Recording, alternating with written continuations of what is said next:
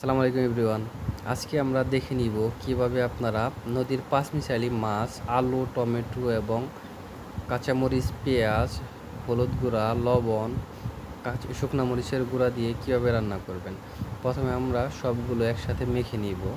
এখানে আপনারা চাইলে আদা কুচি ও রসুন কুচি দিতে পারেন।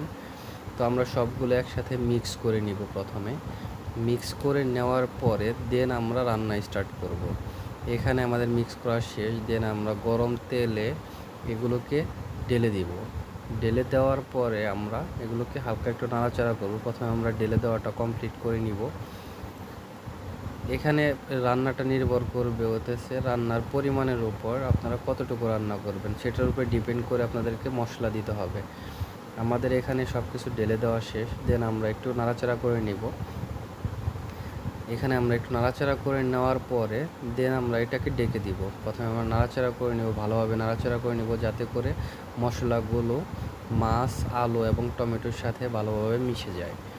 তো এখন আমরা এটা নাড়াচাড়া করার পরে ডেকে দিব। নাড়াচাড়া করে নিব আমরা ভালোভাবে, এতে করে সব কিছু সুন্দরভাবে মিশে যাবে। মিশে যাওয়ার পরই আমাদের এটাকে ডেকে দিতে হবে। ডেকে দিলে এই মশলাগুলো সম্পূর্ণভাবে আলু, টমেটো এবং মাছের গায়ে ভালোভাবে লেগে যাবে। তো আমরা এখানে মিক্স করা শেষ। দেন আমরা এটিকে ডেকে দিব।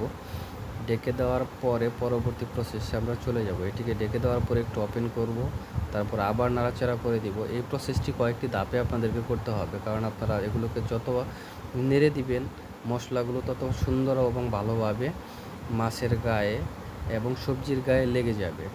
এখানে আমরা আবার একটু নাড়াচাড়া করে দেওয়ার পরে আমরা আবার এটিকে ডেকে দিব যাতে করে এটি সুন্দরভাবে বয়েল হওয়ার জন্যে প্রস্তুতি নিয়ে নেয়। সেক্ষেত্রে আমরা ডেকে দিব। এখন এটা ঢাকনা দিয়ে ডেকে দেওয়ার পরে আবার কিছুক্ষণ ওয়েট করব।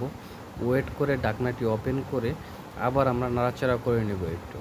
তো আমরা এখানে ঢাকনাটি ওপেন করলাম। এখন আমরা পানি দিয়ে দিব পরিমাণ মতো। আপনার রান্নার উপরে ডিপেন্ড করবে আপনি কতটুকু পরিমাণ পানি ব্যবহার করবেন। তো এখানে আমরা অল্প পরিমাণ পানি ব্যবহার করেছি, যেহেতু আমাদের রান্নার পরিমাণ অল্প, তো সেই জন্যে আমরা অল্প একটু পানি ইউজ করেছি।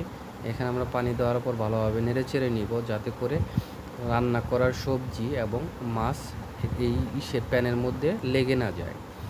তো এখানে আমরা প্যানের ভিতরে লেগে না যায় সেই জন্য অ্যাভয়েড করার জন্য আর একটু নাড়াচাড়া করে দিব। নাড়াচাড়া করার পরে এটিকে আমরা ঢেকে দিব সম্পূর্ণভাবে বয়েল হওয়ার জন্য। এখানে আমরা এটিকে ডেকে দিলাম। বয়েল হওয়ার জন্য আমরা এটি ওয়েট করব। দেন এটা আমরা ডেকে দিলে কিছুক্ষণ ওয়েট করব। ওয়েট করার পর আমরা এটিকে আবার নাড়াচাড়া করে দিব যাতে করে এটি লেগে না যায়। নাড়াচাড়া করার পর আমরা এটিকে আবার ডেকে দিব।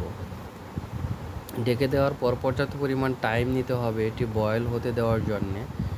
দেখেন এটিকে আমরা আবার নাড়াচাড়া করে দেওয়ার পরে দেন আমরা দেখব এটির কেমন হয়েছে। আপনি চাইলে এখানে মশলা বা লবণ চেক করে নিতে পারেন যে পরিমাণ মতো দেওয়া হয়েছে কি না। তো এটি বয়েল হওয়ার জন্য আমরা ওয়েট করতেছি। ওয়েট করার পরে দেন এটি ফাইনাল আউটপুটে প্রায় কাছাকাছি চলে এসেছে। আমাদের রান্না প্রায় কমপ্লিট হয়ে গিয়েছে। রান্না প্রায় কমপ্লিট হয়ে গিয়েছে। এখানে রান্না কমপ্লিট হওয়ার কারণে আমরা এখানে এটিকে নামিয়ে নিব। এখন প্রায় শেষ রান্না। দেখুন এটাই হলো ফাইনাল আউটপুট। এইটা আপনার গ্রেভি করার জন্যে আপনি চাইলে রান্না শেষে চুলার উপরে রেখে দিতে পারেন। তো আমরা এটিকে এখন রান্না করা যেহেতু শেষ, আমরা এটি চুলার ভিতরে রেখে দিব।